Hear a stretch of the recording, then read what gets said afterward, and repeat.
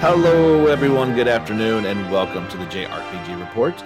My name is James Fisher, and thank you so much for tuning in yet again. We've got a special episode for you guys this week. Just a couple of stories to go through in the news of the week. But this is our mailbag episode. Even though we don't have actual mail, we do have electronic mail from our Facebook page and our Twitter channel. I put the call out, and a few brave souls have answered that call, and they have submitted some questions and thoughts, and we'll go over those at the end of today's podcast. First, we want to get into a bit of the news, and I want to just completely apologize for the first 10, 12 minutes of last week's podcast. That was rough. I have made sure that the microphone stand is not actually rubbing against the chair. That was bad. My bad. But let's get into it. Like I said, we don't have a ton of things to talk about, so hopefully our questions will make up the bulk of the podcast. We're getting closer and closer to the arrival of Persona 5 Strikers. So I'm anticipating more and more media to come out. Yeah, because we are right at a month away. Less than a month, actually. We got a new trailer this week, and it's called The Phantom Thieves Strike Back. I don't know if that's kind of playing off Empire Strikes Back or just, that this is kind of a sequel to Persona 5. A sequel to Persona 5, not Royal, because sad day, no Kasumi in this one. But yeah, if you want to check that trailer out, well, you guys know where to go. That is our YouTube channel for JRPG Report. It's about a minute and a half long, I do believe. It's probably nothing that you haven't seen yet, but yeah, just getting you further and further hyped up for that. It's March, or not March, it's February 23rd for PlayStation 4, Switch, and PC. And you lucky PC owners apparently get the early access on the 19th. I know Dalton had said he's going to check this one out, and our JRPG Report weatherman will check in with. I think we know what we're getting with this game, so it's not going to be anything that's going to shock us. I think it's just going to be, does this live up to the level of Persona 5? Because that's a pretty high bar, and I will be certainly interested to see what he thinks about it from an early access standpoint. Very jealous, and trying not to be mad at PC Master Race players. Coming up on February the 2nd, there will be a Nier Reincarnation official live stream. They're calling this number 0, which is just weird, but that is these Nier people for you. That's exactly what they do. It will answer questions from viewers, discuss plans for future live streams, and premiere the latest trailer for the mobile title Nier Reincarnation. This will be in Japanese, so you'll need some translation help. Remember, the game is due out on February the 18th in Japan, with a Western release also planned. I'm pretty sure it's going to be at a later date and time, but they may clear some stuff up, and we'll have that. If there's any new information, we will pass that along to you guys next week. If you've been looking forward to the game Haven, and yeah, I know it's not an actual JRPG, but it's got some elements to it, and it looks pretty cool. It's already available on PS5, Xbox One, and PC. It'll be coming to PS4, Switch, and the Epic's Game Store on February the 4th. Developer Game Bakers announced. Anyone who has purchased the PlayStation 4 version of the game will also get the PS5 version, and vice versa. For those people who are wanting both versions, you got it. Speaking of things you will need Japanese translation for, there was a first in a series of character trailers for Akaba's Trip, Hellbound, and Debrief. This is the remake of the old PSP game. PSP? I think so. I don't see it right here in front of me. Anyway, this one is coming out on PlayStation 4 and Switch May 20th in Japan. A Western release coming out later. This character features the heroine Ryu Fumazuka. I believe that's how you pronounce her name. So I guess they're going to have a character trailer for most of the characters in this one. It was very short and just some dialogue back and forth. So hopefully the YouTube translator is up to the task, or Japanese. I was hoping to maybe see a little more gameplay. There was a lot of gameplay in the previous trailer, but we should be getting more of these coming pretty soon. A interesting looking little game. I guess you're going to pronounce this a Marchen Forest. Malign and the Forest Gift. I guess that's how you say those words. You never know with some of these things till you hear them. They have a launch trailer because this game is now available as of January the 28th. Publisher Clouded Leopard Entertainment and developer Primary Orbit have announced. This one is available on, I know it's on PC. Yeah, it's also due out for PlayStation 4 and Switch as well. It's interesting. It's kind of cutesy. They're not holding back and saying that it's charming, dungeon crawling, and fantasy RPG elements all kind of rolled into one. So if you're looking for something maybe a little bit different, don't have anything to play until Ys or Persona 5 Strikers comes out, you can maybe hold over with this one instead. Disgaea 6. Still don't have a Western release date for it, but its Japanese release is fastly approaching. In fact, it's today, January 28th. So PlayStation 4 and Switch owners in Japan have gotten their hands on it. Still holding to that summer 2021 release in North America and Europe for the Switch version. We did get a new trailer for it. This is the 6th official trailer, and it's been dubbed First Time Disgaea 6.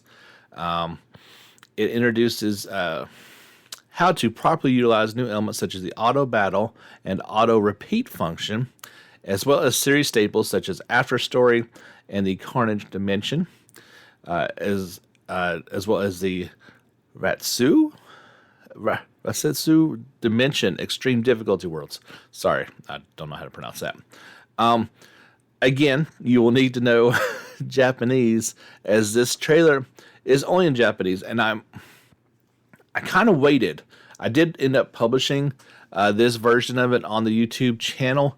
Previously, all the 5 before it comes out in Japanese, and then 6 to 8 hours later, then the English version pops up. Well, that's never happened, and this came out 2 days ago, and it's still not popped up, at least that I can find, in any way, shape, or form. So that's a little bit odd, to say the least. We also got some details about the DLC for it. As I mentioned before, all the previous, well, not all, but a bunch of previous players or characters from the previous Disgaea games will be available as DLC in them. It looks like it's going to be about once a month so far, and they will release them in 4 packs. That's what it looks like, and each one will be priced at 500 yen, whatever that translates into. I'm not sure, and of course that price, it could be completely different by the time it comes out over here.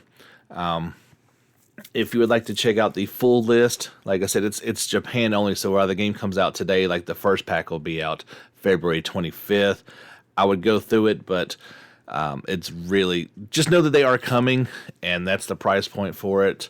So we'll probably get something pretty similar. They may change some things up or have like a season pass option, by the time it comes out over here in the West. But so far, the reaction to that has been very positive. And that's, we go back and forth on DLC, don't we?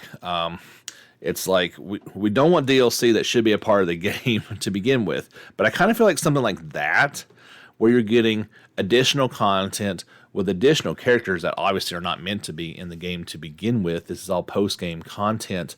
I feel like that's a pretty good use for DLC, and something that a lot of people are going to be, I would say, pretty excited about. Speaking of excitement, I have been diving in for the past 2 nights into Atelier Ryza 2, Lost Legends, and the Secret Fairy on my PlayStation 4.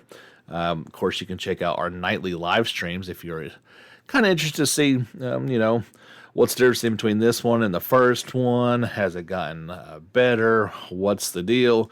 Why are all the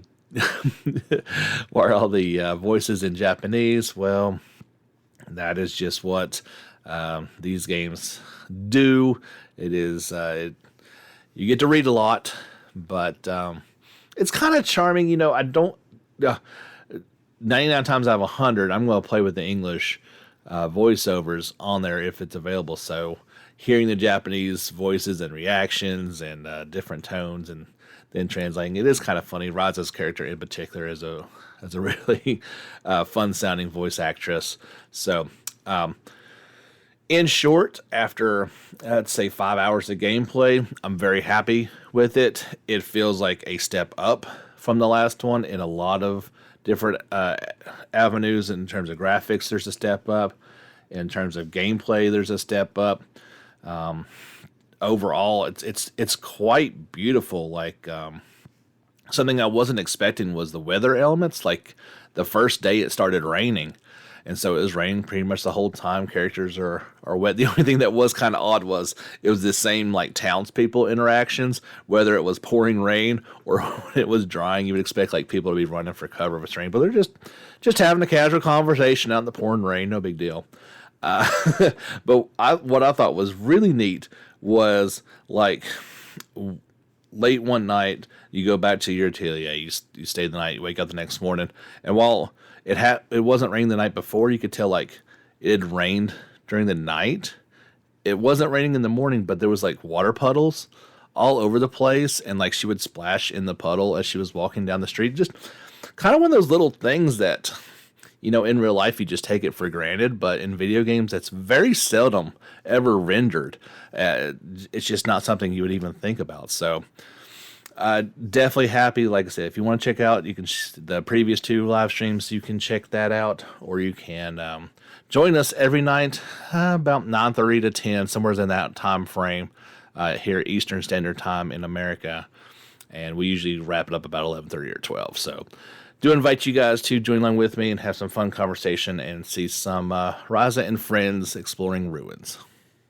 Got a couple more fun stories to go through, and then we will get into the mailbag. Something I thought was pretty fun. If you are in Canada or the United States and use Spotify, well, you can now check out the album Mother Music Revisited. It is available. It includes 1, 2, 3, 4, about 10 tracks. It was announced back in November of 2020. There were physical editions came out yesterday in Japan. I had to do a little fast thinking there. But yeah, I might actually check this out here later. This sounds pretty cool. Some of the various tracks through the Mother Revisited album. If you've got Spotify, like I said, though, it's only in Canada and the United States. I don't know why it's not everywhere, but it's not. It was recently announced that in Japan, there will be a special Switch model coming out for Monster Hunter Rise, and it looks pretty cool. It's also going to be available in Europe. No word on if it is coming to the U.S. or not, but it will be available at the outset of the game on March the 26th.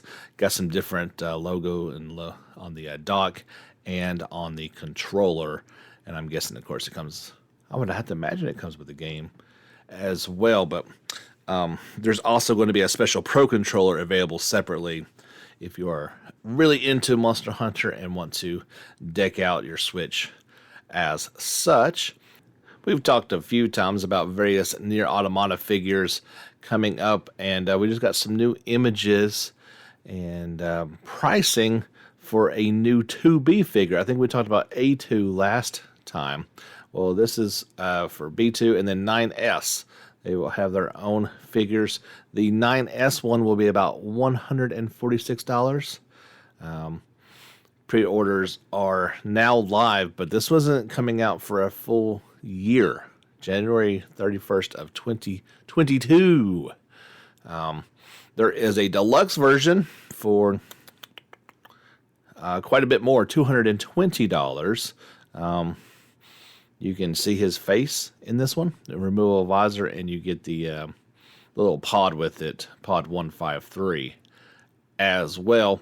There also is, I don't know if we talked about this before or not, the 2B standard and deluxe versions, also $146. This one will ship this year on October 30th of 2021. The deluxe version is also $220, and it has it's got the Pod 42 as well. You can take off her face. They call it a visor, but whatever, a little claw thing, and no statue, deluxe statue of 2B would be complete for questionable things. You can take her dress part thing off as well. Whatever. It is what it is. These figures, $220, seems like quite a bit of money for figures, but they look really cool. There is a sale going on now over on the PlayStation Store, and I forget what it's called, but it's something to do with retro, right? And a bunch of old PS2, PS3 games, retro and remasters. That's what it was. And there's some really good stuff on here. Kind of makes me a little upset because we just picked up Spyro back at Christmas for like $40 or $45, and it's like on sale for $16. Yeah, all that type of stuff. But tons of great games on here that if you haven't already, you should definitely pick up. I wanted to highlight a few of the JRPGs that I can see or are close to it, like Dragon Crowns Pro. That game is always on sale. It seems like whenever these sales pop up, normally $20, they got it for $6.99. That's a really good deal. That's one of those ones I should probably finally go ahead and pick that one up. They have, I think this is Valkyrie Chronicles Remastered and Valkyrie Chronicles 4. So the bundle of them down to $16. Like, I'm not, a big fan of that series per se, but that is an extremely good deal. One of them that I'm going to probably have to pick up, I've passed it up a couple times before. First is Dark Cloud down to $6, but Dark Cloud 2 down to $6. I love that game, so we might need to add that to the collection. Ys Origins is down to $8. Rogue Galaxy, show me the price. I know I've already purchased it, but I need to tell the people how much it is. Don't be like that. These are the limitations that you get when you are doing something kind of on the fly and you're at the mercy of your web browser. Well, I can't tell you how much it is, but it is on sale. And if you don't already own Rogue Galaxy, or if you've never played that level 5 classic, it's on sale, and you should absolutely pick it up no matter what price it is. Wild Arms 3 is down to $7.50. One of these days, maybe we'll even get a new Wild Arms game. That'd be kind of cool. I'm not holding my breath, though.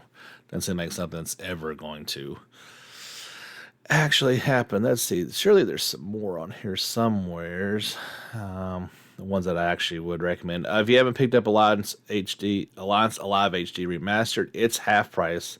It's down to $25. Yeah, I'm not seeing a whole lot of anything else JRPG. Like I said, there's a ton of good games on here, non-JRPG, but I wanted to highlight those for you. And that's really all that I see on there. Yeah, a bunch of old classic ones. So that's all of them, but some pretty good stuff on there you'll definitely want to check out if you got a few extra dollars, or maybe somebody gave you a PSN gift card for Christmas. Well, what better use than that? All right, everybody, that's all the news we have for this week. That's exactly what I thought. about 20 minutes or so of news, but not have been a very good podcast. So I'm really glad I put out the call for some questions, and I will do my best to answer them. And it's kind of funny because at least a couple of these have tied into some things that I wanted to talk about. Kind of anyway. First, let's knock off the two that's on our Twitter feed. Man Thing asks, you have said many times that you're a family man, meaning a husband/father. So it would be interesting to hear how you stay focused through these enormous games. Always love to hear your thoughts on scheduling games into a work schedule. Thanks. Well, I mean, I am certainly not about to toot my own horn about how I handle that work life family balance. The first thing I would say is it is extremely difficult. Everybody that has kids knows how hard of a job that is, and to balance, because you can't do it all the time, right? You've got to have outlets. And so my first thing, and I've done this from the moment, my kid was born, and she just turned 7 back in December, was I wasn't going to be taking away from her by playing games. And as we all know with JRPGs, they're immersive experiences. You want to get away to that world. So I kind of said that, unless she wasn't there, if she spent the night at grandma's house or something like that, or at school or whatever, she needed to be in bed before I did that. And so that's why I play at night. That's not my way to relax and rewind at night. That's not a revolutionary thought process either, but it kind of keeps me motivated to get through things. Occasionally, as she's gotten older and she's sitting there playing on her Switch and I'm playing, a game like Ryza 2 with there's really no objectionable content in it, we can all sit around and kind of play a little bit. That's kind of fun, as she's gotten older to do. But for me, it's kind of easy to stay focused on it because that's my reward. I try to work hard all day, not counting when I get to talk with you guys on the podcast. So that's always a lot of fun as well. But I'm so into these games, and I have been my whole life. It's kind of easy to do that. But I've had to take a week off from the podcast from time to time because life comes up or the kid's sick, and that's just a part of it. But what I would say is it needs to be, you've got to find that passion in yourself and be able to do that. And whether it's, your job or your family, you've got to enjoy those parts of your life as well, and never let video games or addictions or other things take that away from that. Because that's, at the end of the day, while games are great, I'm going to forget most of them. I'm going to remember those moments with my family and with my daughter forever. And that's the most important thing to me, and it always will be. But getting to play games is a privilege, and I greatly love, and I love talking with you guys each week and bringing the news and all that. So that's okay. That's enough sappy stuff. We'll jump off of there. The other one is from our buddy Jake, and he asks, what are some underrated or hidden gem type JRPGs that you find yourself coming back to from time to time? Now he says his example would be his favorite tactical JRPG is GN Dark, I hope I said that correctly, the PSP game. Another would be Eternal Sonata on the PS3. And then, of course, is his true love of Legend of Dragoon on PS1 or the PSN store. Great question. I always love talking with people, and it's funny because you'll get these random hidden gem ones. And one of the first ones that I've always talked about, you guys have heard me if you've been a long-time listener, is Eternal Sonata on PS3 or Xbox 360. Is a completely unconventional experience, great battle system, really weird but emotional story to it. So if you can find that, you can probably find it pretty cheap too. That's the other thing. Like, you don't, some of these like hidden gem ones are going to cost you $100. Well, that's no fun, right? It needs to be a hidden gem and cost effective. Another one would be like Child of Light. I feel like that game sorely deserves a sequel, and you can get it fairly cheap as well for Switch, Vita, or PS3. I think there's a PS4 version, I think, as well. Legend Dragoon is one of those ones I'm going to have to go back and play, because I've heard, we've got these fond memories in our heart of that game, and kind of, a lot of those things are unskippable now. All those the dragon transformations and the dragon stuff. Like, I hear that's pretty annoying nowadays, and that would be hard to kind of stomach, but that is another one. Now, I do have to go ahead and say this right up front, is he says that I find myself going back to from time to time. I actually don't do that. And I know that may sound weird to people, but I think, as, has been well described on this outline, and what I just kind of talked about is, I have about 2 hours a night to play video games. And that's on a good night, if I'm not exhausted and have other stuff that need to be done. I barely have time for like the new games that I really want to experience. So it's very rare that I go back. And if I'm going to go back, I'm probably going to go into my backlog and play something new. I can't remember the last time I went back and played, something that I'd already played before, to be quite frank about it. That's not... Typically, I don't play games multiple times. You'd have to go back in the day when I had a lot more free time to something like Dragon Quest VIII that I played 3 or 4 times through, or, I played the second version of Dragon Quest IV when I got it on the 3DS, something like that, or, with Trails of Cold Steel, I played it, I guess, 3 times on 3 different systems. But very typically, like I said, I don't usually go back to the well and really play through something multiple times. It's just not something I have time for, to be quite honest. That's the only way I know how to kind of answer that one. So that's all the tweets that we had this one. Let's head over to the Facebook page. And I read that one from Jake on purpose for our next question from Ed. And he says, or asks, any Trails spoiler casts on the horizon? And I don't think I mentioned this too much, but I guess I probably did at least once.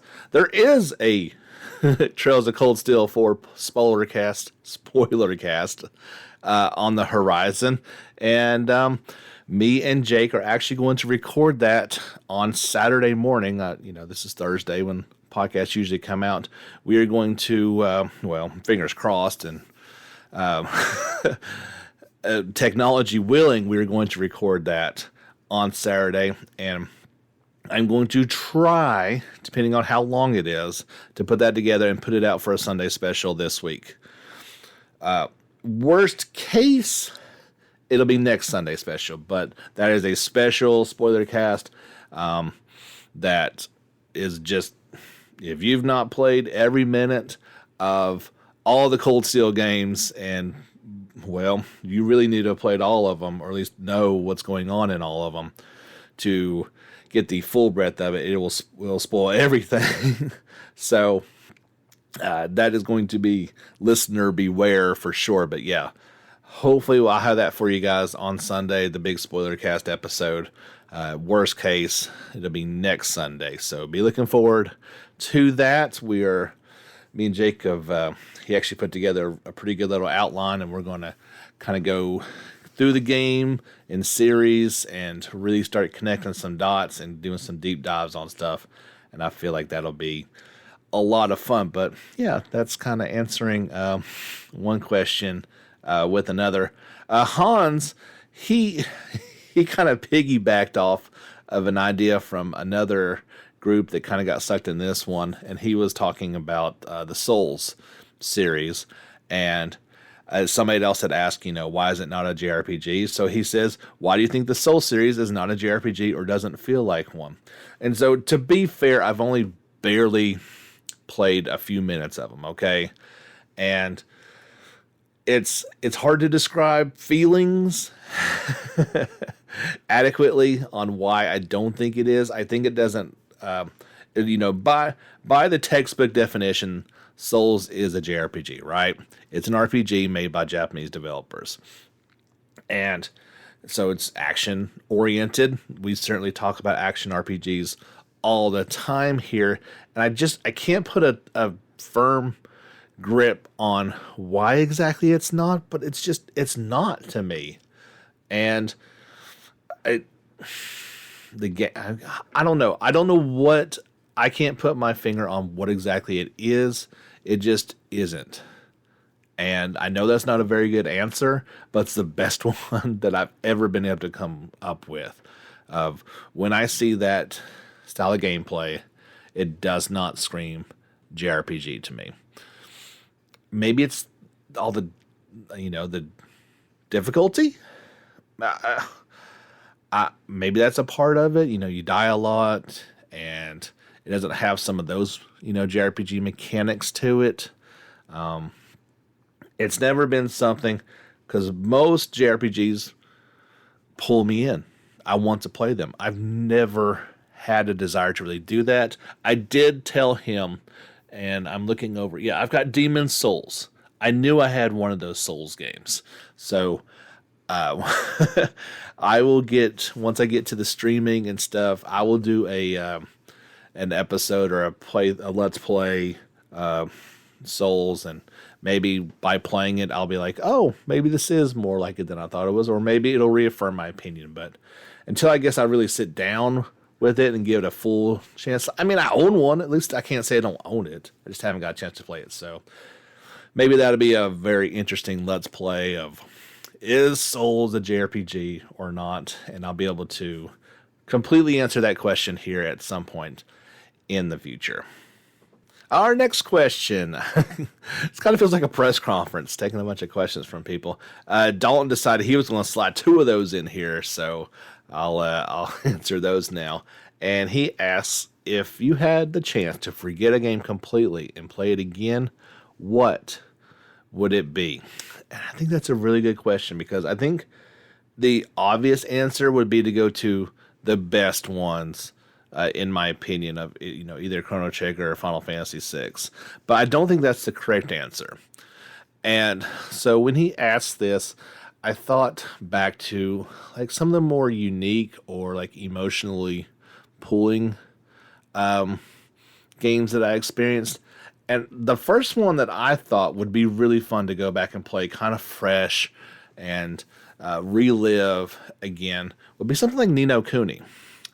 And I say that because of the emotional pull that game had on me. And very few games have been able to really accomplish all the feels that you had with that game. And not to spoil too much if you've not experienced it, but certainly when that traumatic event happens at the beginning of the game, you're just crushed, right?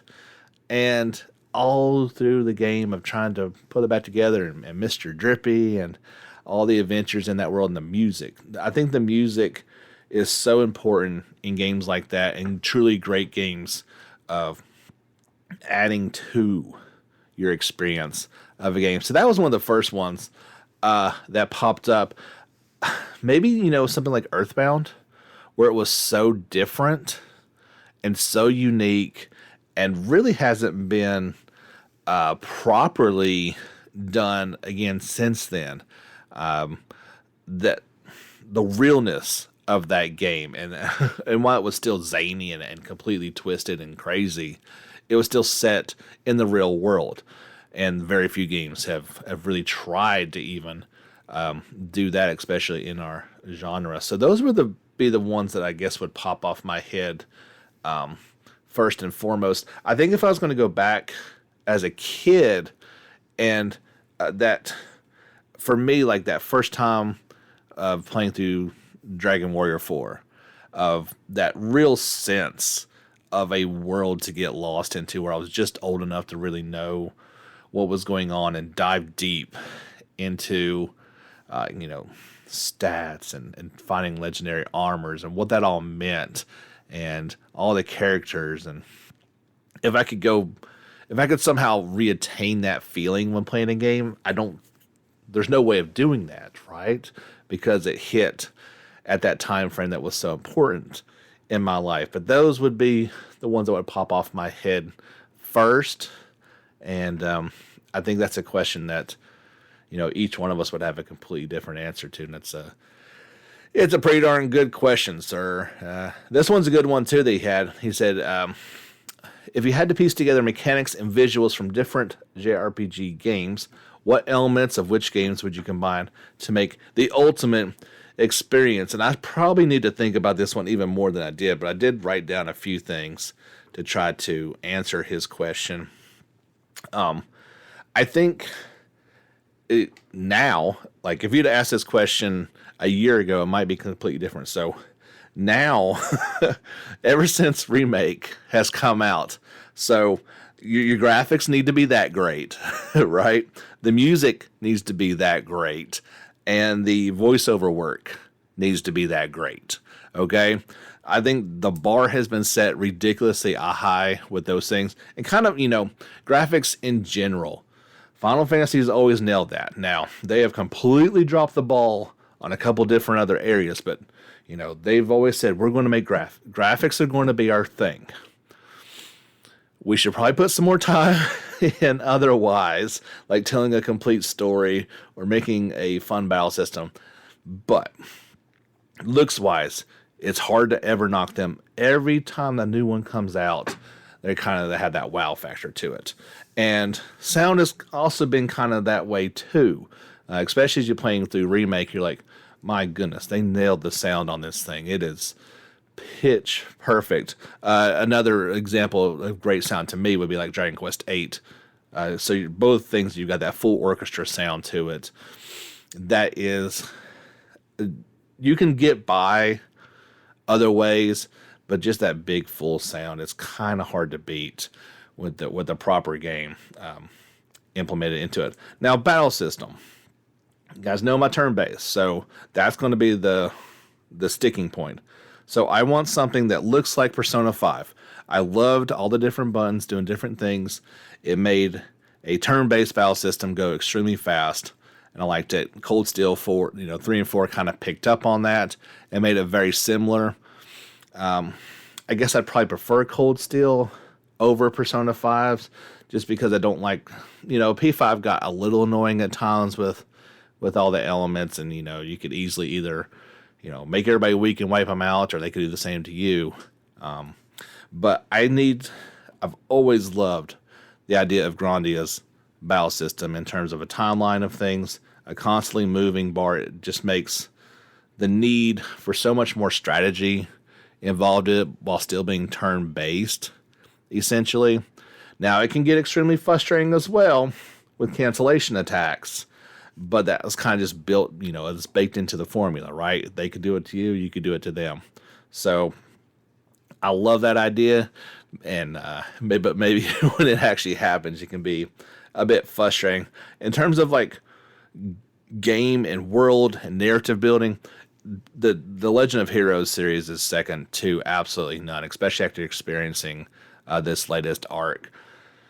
Unless you have played these games, you really have no idea the amount of information, the amount of characters, storylines all converging into this big thing. No other game has tried to do it, and I'm not sure anybody even wants to try to do it because it's such a huge task. So if you can somehow implement that into it, you're good to go. Like I mentioned before, the voice acting, like I don't necessarily need my NPCs to be voice acted, but in terms of characters and people that you interact with, that main NPCs, I guess if that's a thing, voice acting on that level, because after playing Remake and then playing Cold Steel, it's kind of like, wow, like this could definitely use a bit more voice acting and certainly not the spottiness of it.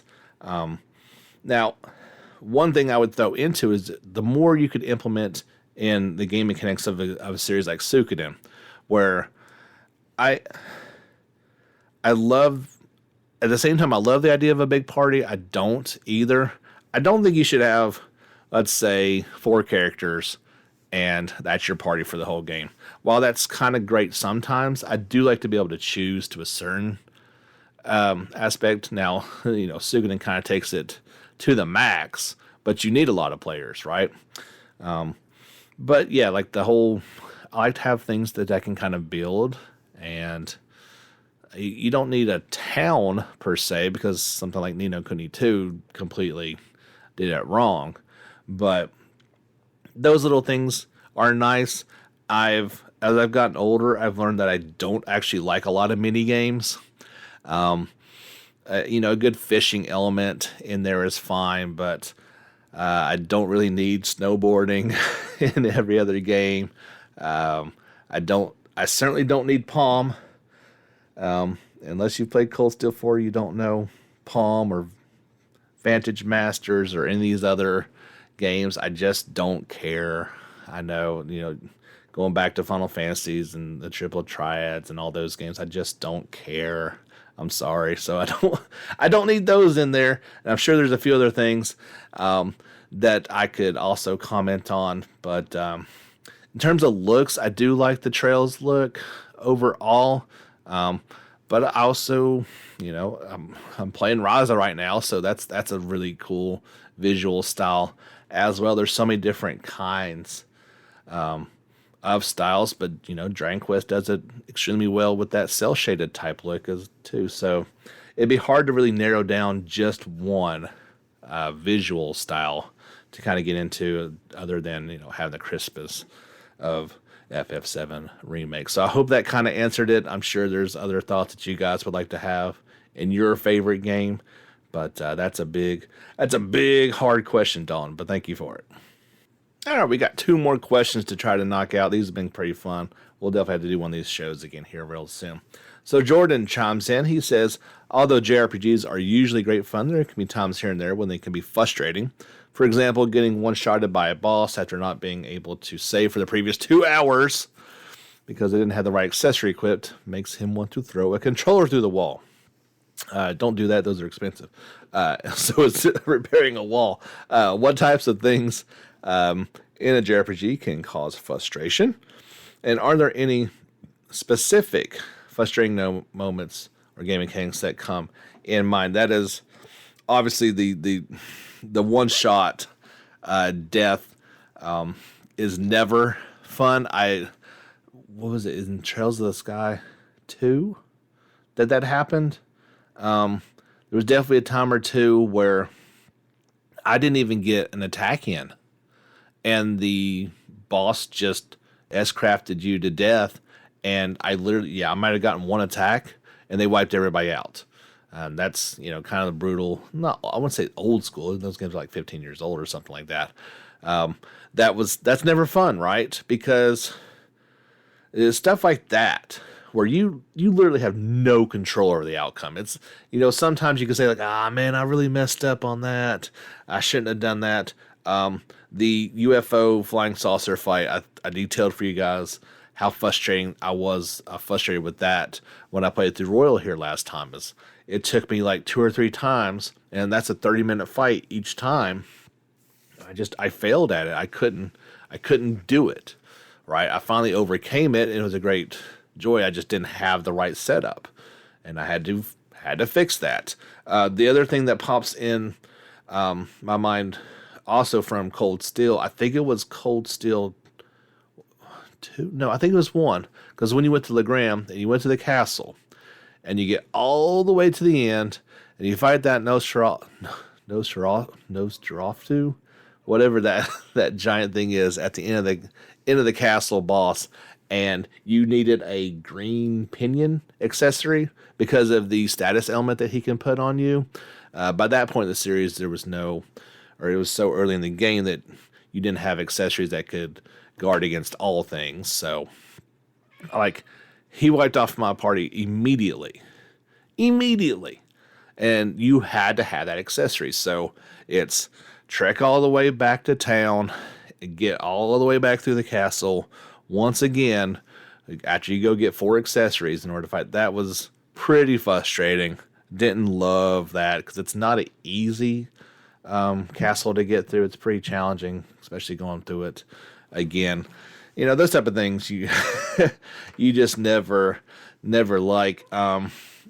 Those are the things that frustrate me kind of the most. Yeah, that there's nothing quite like you go for all this time, you can't even get to a save point, and then all of a sudden you're dead before you even know it.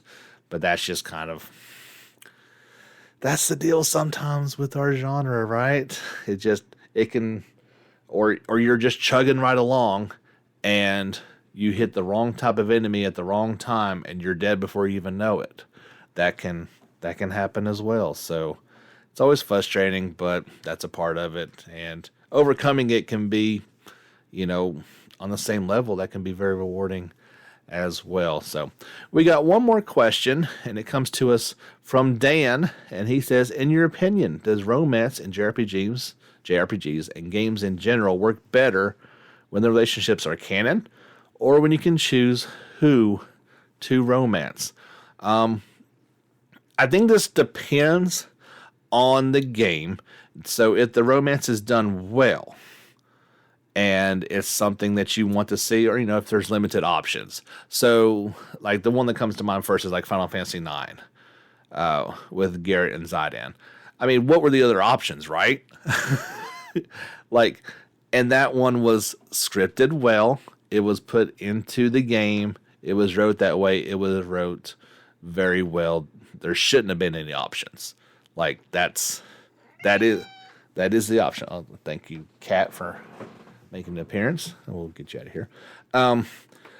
I think what you're talking about more recently, and in particular, is like Cold Steel. So in the games, if you go back to the other Trails games, you don't have any choices. So in Cold Steel, in each of the games, there are romantic options for Reen. You can choose them. And so the game wants you to pick Elisa, right? That is the canon answer.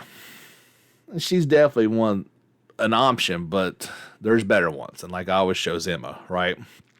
And I felt like the game should have recognized that I picked that and made it more accordingly, and not like starting back to zero each time, basically. That was a little frustrating. So I think it kind of depends on it. In general, I think you should be able to choose in a game like that. With limited options, it probably needs to be more scripted and not have an option. But if there are options to be had, I think the player should be able to do that. I don't see why not. I mean, Persona does that extremely well. And other series, maybe they pick up on that. Maybe they don't. I can't see Final Fantasy making that type of decision. That doesn't seem like something they're going to do.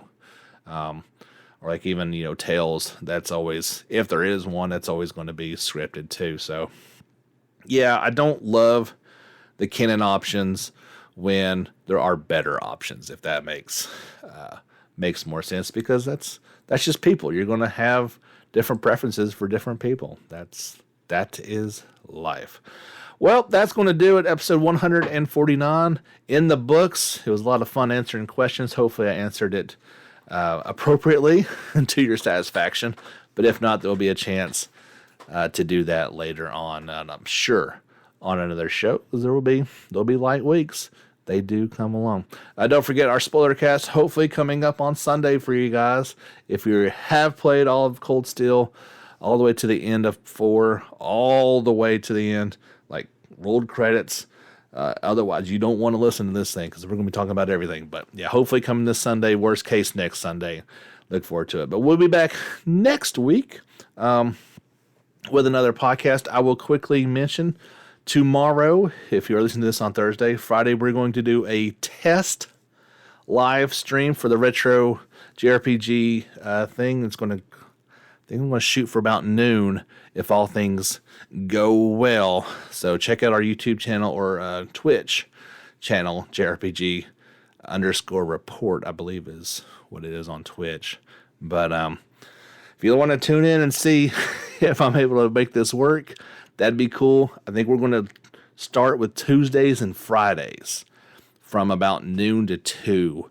But tomorrow is the big test, And if you want to show up, I'm kind of still gauging about what game I want to play. I don't know for 100% sure just yet. So show up, and maybe we can have a fun conversation, if nothing else, and see if we can get this thing a-rolling.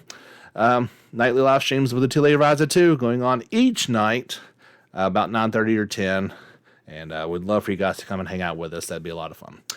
Till next time, guys, on the JRPG Report, we'll be back next week. Get back out there and level up.